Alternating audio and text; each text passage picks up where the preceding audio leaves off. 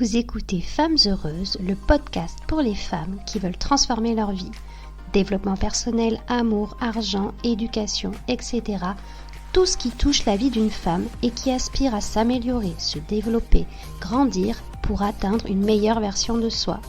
Je suis Coralie du blog femmesheureuses.com et je suis ravie de vous accueillir. Bonjour mes femmes heureuses, j'espère que vous allez toutes bien en cette période de confinement. Je suis vraiment ravie de vous retrouver. J'espère que vous gardez le moral et que vous trouvez de quoi vous occuper si vous ne travaillez pas, si vous êtes contraint de rester à la maison. Surtout, je voudrais vous dire de profiter de ce moment, de cette période pour vraiment vous recentrer sur vous, sur vos projets, vos objectifs, sur votre développement personnel, etc. N'hésitez pas vraiment à lire, à prendre le temps de lire des bouquins en développement personnel, à regarder des chaînes YouTube, des podcasts, lire des articles, etc. Vraiment profitez pour apprendre et vous enrichir. Alors justement, aujourd'hui, ce que je voulais qu'on voit, c'est vraiment ce qui nous empêche d'avancer dans nos projets. Alors, nous avons toutes des rêves, des idées, des projets que l'on aimerait au plus profond de nous réaliser. Mais la plupart du temps, ces désirs ne restent que des envies. Pourquoi ? Qu'est-ce qui nous empêche d'avancer et de réaliser nos rêves ? Alors, la première chose qui nous empêche de réaliser nos projets, c'est nos croyances. Je dirais vraiment que notre obstacle numéro 1, c'est nous-mêmes. Nos pensées, ce à quoi l'on croit, nos préjugés envers nous-mêmes nous empêchent de passer à l'action et de croire que c'est possible. Le premier blocage est de croire que justement un rêve n'est qu'un rêve et qu'il ne peut être réalisé. D'autre part, on se dit que cette vie-là, c'est pour les autres, pour ces personnes qui ont quelque chose d'extraordinaire, mais pas pour nous. Ensuite, un autre type de croyance est de croire que l'on n'est pas capable de faire telle ou telle chose que l'on aime au fond de nous. Se croire incapable et ainsi se fermer la porte à de bien jolis projets. La deuxième chose qui nous bloque, c'est la peur. La peur est vraiment un autre grand fléau qui nous empêche d'avoir la vie que l'on rêve. Il existe d'ailleurs différentes peurs qui nous bloquent.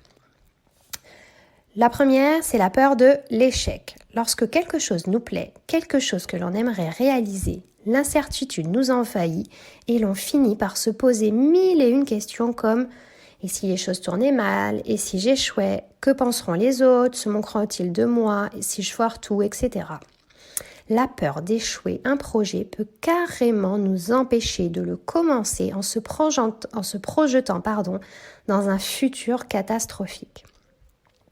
Ensuite, il y a la peur de décevoir les autres et donc d'être rejeté. Lorsque l'on accorde trop d'importance à ce que les autres pensent, on s'interdit de réaliser tel ou tel projet par peur de les décevoir ou par peur qu'ils ne valident pas notre objectif. Il y a aussi la peur du « qu'en dira-t-on » ? Lorsque l'on aimerait faire quelque chose qui sort du lot ou que l'on pourrait être montré du doigt et qui nous ferait agir différemment des autres, peut aussi vraiment être un facteur qui nous bloque pour agir. Et puis il y a aussi la peur d'être incapable d'apprendre ou de faire quelque chose. On rejoint le paragraphe des croyances. Comme on se croit incapable, on a peur d'agir ou d'apprendre quelque chose de nouveau. On croit que tout est perdu d'avance.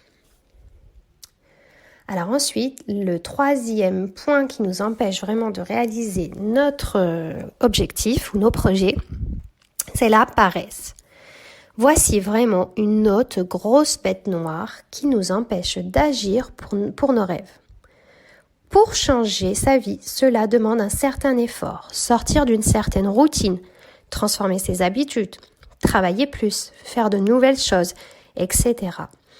Or, rien qu'à l'idée de penser à l'effort, cela nous fatigue d'avance et nous étouffe. On regarde cette grosse montagne que l'on doit gravir et finalement on finit par se dire « Pourquoi se fatiguer et changer, on n'est pas si mal ici ?» Du coup, on passe sa vie assis au pied de la montagne à regarder les autres la gravir et atteindre un monde merveilleux. Alors, comment vraiment renverser cette tendance ? Donc, je dirais que la première chose à faire est de vraiment réaliser tous ces points que l'on a vus, vraiment en prendre conscience. Tu constates que tu ne mènes pas la vie que tu souhaiterais, mais qu'est-ce qui t'en empêche? Quelle croyance ou peur te bloque? Te crois-tu, incapable? As-tu peur du regard de ton entourage? As-tu peur d'échouer? Parfois se cache aussi la peur de réussir, car cela implique d'avoir des responsabilités et de changer ton train de vie, etc. Réfléchis vraiment à tout cela. Prends le temps pour y penser. Tout d'abord, écris dans un journal comment serait ta vie idéale. Que ferais toutes tes journées? Où vivrais-tu? Décris ta journée type. Visualise-toi. Rêve. Ose comme si tout était possible. Dans cette description, se cache-t-il un projet, un rêve, quelque chose que tu aimerais accomplir? Lorsque tu relis la description de ta vie idéale, qu'en penses-tu? Quelle première pensée rejaillit? C'est impossible? Que vont penser mes parents ou mon conjoint, mes enfants, etc.? C'est trop compliqué, c'est trop tard, il y a trop de travail à fournir, etc. En fonction de ta réponse, vois quelle peur, croyance ou paresse cela se rattache-t-il. Une fois cela identifié, il est temps de renverser la balance. Si tu crois être incapable, sache que ceux qui réussissent sont comme toi et moi et s'en sont donné les moyens. Ils ont juste changé leur mindset, leur état d'esprit en croyant que c'est possible et non l'inverse. Je te conseille alors d'utiliser des affirmations positives pour ancrer petit à petit dans ton esprit que tu es capable de faire de grandes choses. Si tu as peur de l'échec, dis-toi que le regret est bien plus lourd à porter sur le long terme que l'échec. Qu'as-tu à perdre? Imagine le pire scénario. Penses-tu réellement que tu t'en mourrais, que tu ne t'en relèverais pas? Tu as déjà surmonté bien des épreuves et tu t'en es sorti.